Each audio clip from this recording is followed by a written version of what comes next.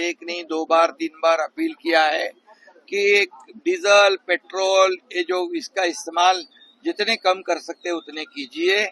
और इसलिए उनके आह्वान जो है वो देश हित में है, राष्ट्र हित में है और उनका उसमें वैयक्तिक कोई का स्वार्थ नहीं है। ये जो युद्ध जन्य परिस्थिति है, युद्ध हुआ है, वो हमारे देश में नहीं हुआ है, लेकिन उसके परिणाम अन्य देशों को भी भुगतने पड़ते हैं। इसलिए भविष्य में आने वाले काल में कोई भी दिक्कत हमारे देशवासियों को ना हो, इसलिए उन्होंने ये निर्णय लिया है। कोविड में भी उन्होंने ऐसी अपील जनता से की हुई थी और उसी वजह से कोविड में भी हमारा भारत जो देश है वो सुरक्षित रहा। और इसलिए ये जो अपील उन्होंने की है, ये अपील को मान्य करना चाहिए, स्वीकारना चाहिए।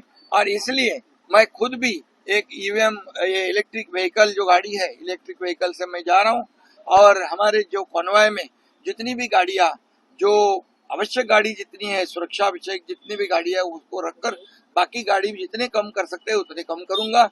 प्रधानमंत्री जी का जो आह्वान है, अपील है, उसको सभी ने स्वीकार करना चाहिए। कल ही हमारे राज्य के मुख्यमंत्री देवेंद्र जी ने भी कहा है जितने हो सकता है उतना यहाँ पर जितनी इसका नियोजन हो जाए, डीजल पेट्रोल ईंधन की बचत हो जाए, कम इसका इस्तेमाल हो जाए, इसके ऊपर ध्यान देना चाहिए। और ये जो है आने वाले संकट को हम कैसे टाल सकते हैं।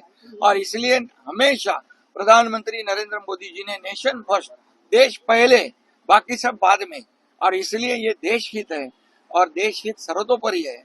और इसलिए राष्ट्र हित और देश हित के लिए ये उन्होंने निर्णय लिया है। विपक्ष को मेरा कहना है कि पॉलिटिक्स जो है राजनीति करने के लिए कई मौके मिलते हैं, लेकिन इसमें राजनीति करने के बजाय और कई मौके मिलेंगे तब करो। इसमें तो सभी लोगों ने साथ देना चाहिए, देशवासियों के हित में, राष्ट्र के हित में।